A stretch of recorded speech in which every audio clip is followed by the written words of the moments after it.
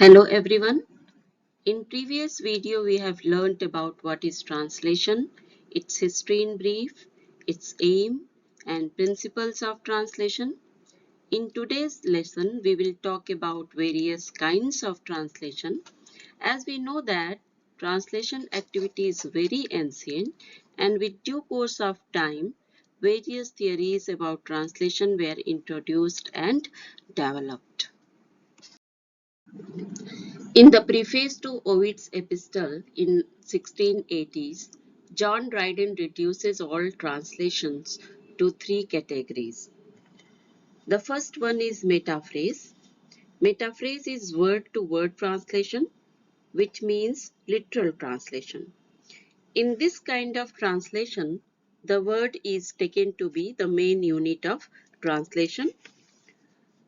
Here, the focus of translator is on word.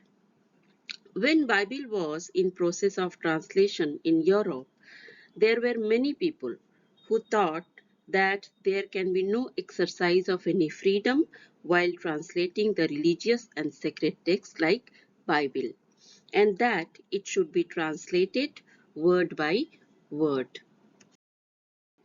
The second category given by Dryden is paraphrase.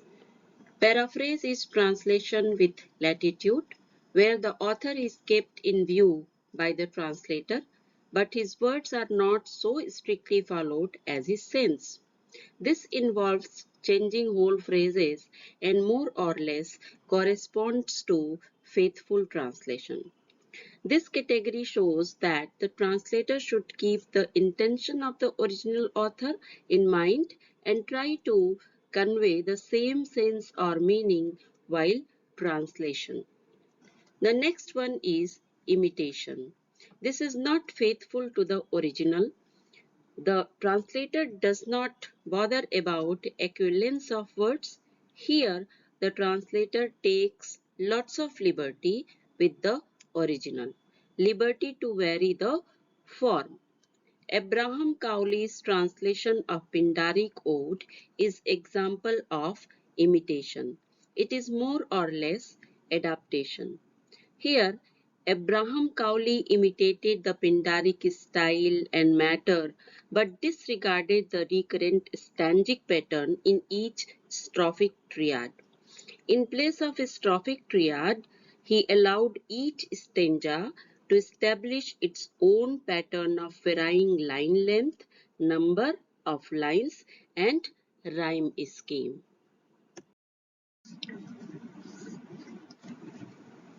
Roman Jakobson, who was a Russian linguist and literary theorist, on the basis of sign theory, in his very important paper on linguistics aspect of translation, which came in 1959, he categorizes translation as follows. Intralingual translation. Intralingual translation is an interpretation of verbal signs, that is word, by means of other signs in the same language. In other words, we can say intralingual translation is putting meaning in different words.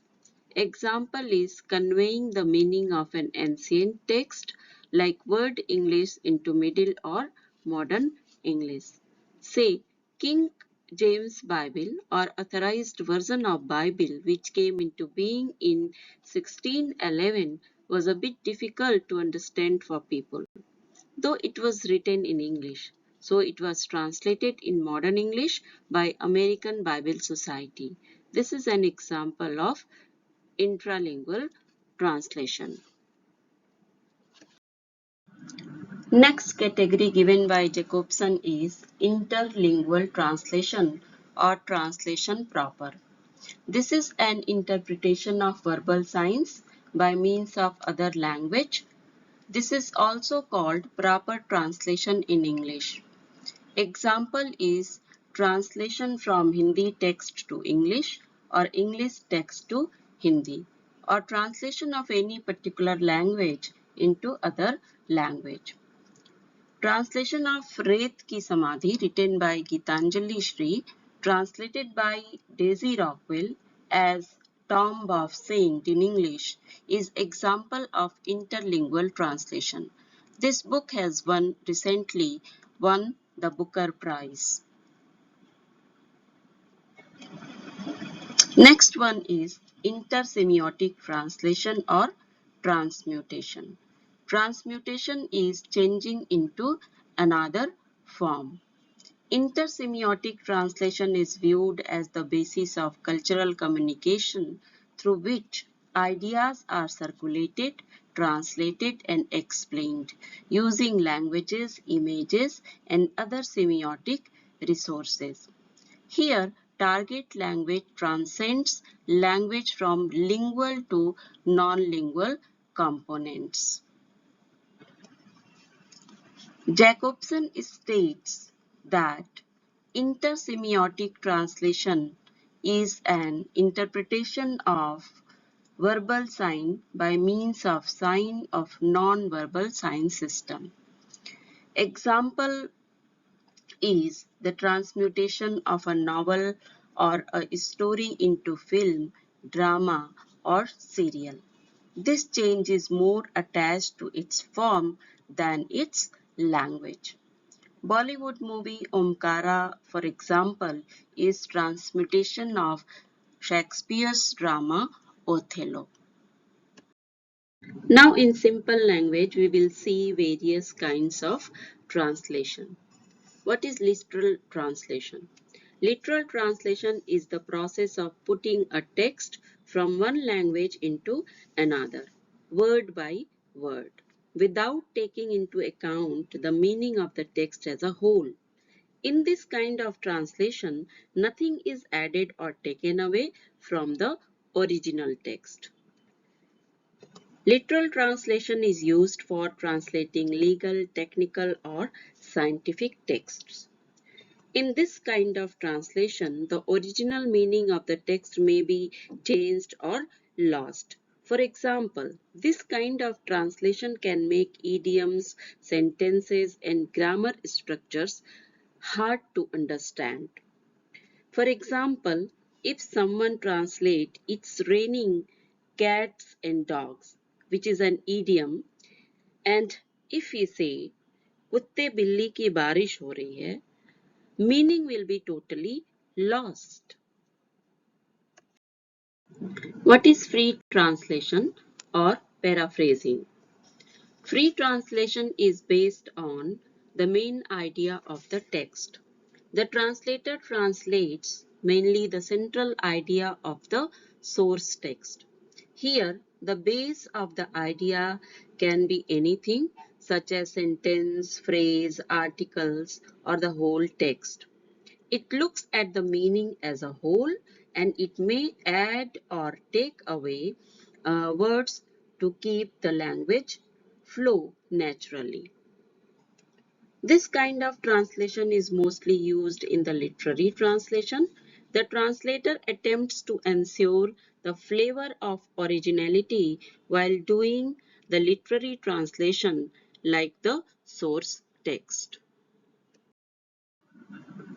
And in order to maintain original flavor, the translator tries to translate the idea of source text in its exactitude by searching suitable words from the language and culture of the target language, which can generate the same effect.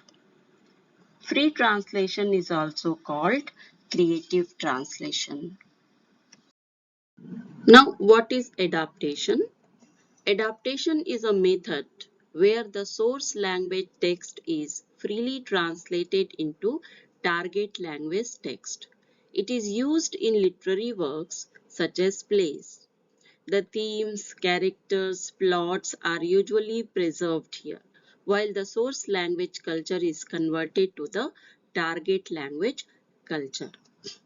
An adaptation is an announced or extensive change of particular work or works.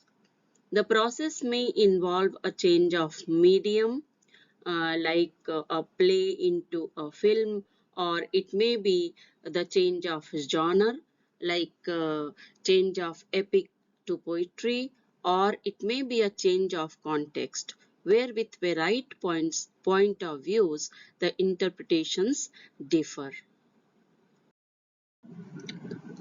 According to Linda Hutcheon, who is 20th century Canadian theorist, an act of adaptation always involves two processes: reinterpretation and then recreation. In the process of adaptation, translator becomes highly creative and translate the source text in his unique way. Movies made on famous novels and stories, the composition of songs on the basis of poems, the advertisements based on the famous lines of poems and songs are examples of adaptation. There are so many examples of adaptation around us. Bollywood movie Guide is an adaptation of the novel Guide written by R.K. Narayanan, and Omkara is adaptation of Shakespeare's drama Othello. Transcreation is translation and recreation. For the literary translation, recreation is used. But when it comes to the translation of poetry, this is the most suitable method of translation, in which the translator is so much engrossed in poems that after the completion of translation, we get almost a new creation itself.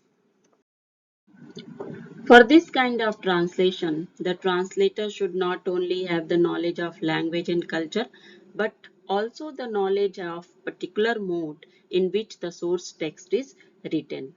The availability of Bhakti Kalin literature in several Indian languages is the best example of this form of translation. Valmiki's Ramayana is created into many Indian languages.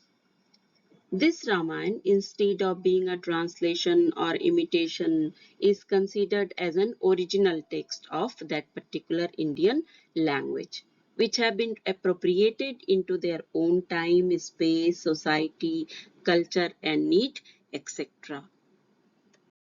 What is transcription? In transcription, the pronunciation is the main base. In this process, the pronounced sounds are scripted. Speech taken with the help of tape recorders are written and transcribed for several purposes. In this translation, the interviews, speech, songs, etc. are transcribed on the basis of pronunciation of the speaker. Script symbols of target language is decided on the basis of pronunciation of the source language. International phonetic chart is used for the purpose of transcription. Hope this video is helpful to all of you. We will discuss about recent development in translation, that is using tools of technology for translation, unit second, in the next video.